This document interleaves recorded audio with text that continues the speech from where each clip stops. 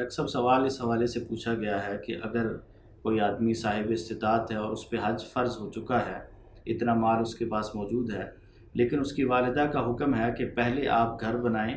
گھر بنانے کے بعد اگر جا سکے تو پھر حج کرنے کے لیے جائیں، تو پہلا کام آپ حج کے بجائے گھر بنانے والا کریں، تو کیا والدہ کے حکم کو یہاں مانتے ہوئے پہلے وہ گھر بنائے یا پہلے حج کے لیے جائے؟ الحمدللہ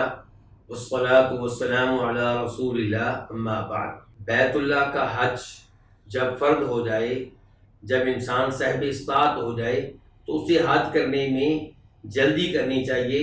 اور اس معاملے میں تاخیر سے گریز کرنا چاہیے۔ لیکن یہاں پہ مسئلہ یہ ہے کہ اس کے پاس اپنا مکان نہیں ہے، اور مکان انسان کی بنیادی ضرورت ہے۔ اگر اپنا مکان نہیں ہے اور وہ مکان کے بغیر تنگ ہو رہا ہے، پریشان ہو رہا ہے، اس کی فیملی، اس کے بچے تنگ ہو رہے ہیں، کبھی ایک جگہ رینٹ پہ رہتا ہے، کرائے پہ رہتا ہے، وہ نکال دیتے ہیں یا وہاں سے نکلنا پڑتا ہے، پھر دوسری جگہ جانا پڑتا ہے،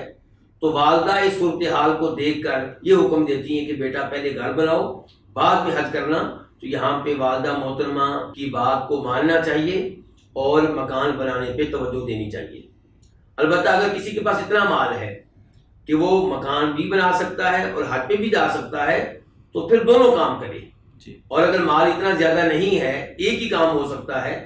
اور اس کے پاس اپنا مکان پہلے نہیں ہے اور مکان کے بغیر وہ تنگ ہو رہا ہے اور والدہ نے بھی حکم دے دیا ہے، تو اب اس کو چاہیے کہ مکان بنانے پہ توجہ دے اور پھر اللہ تعالیٰ سے توفیق مانگے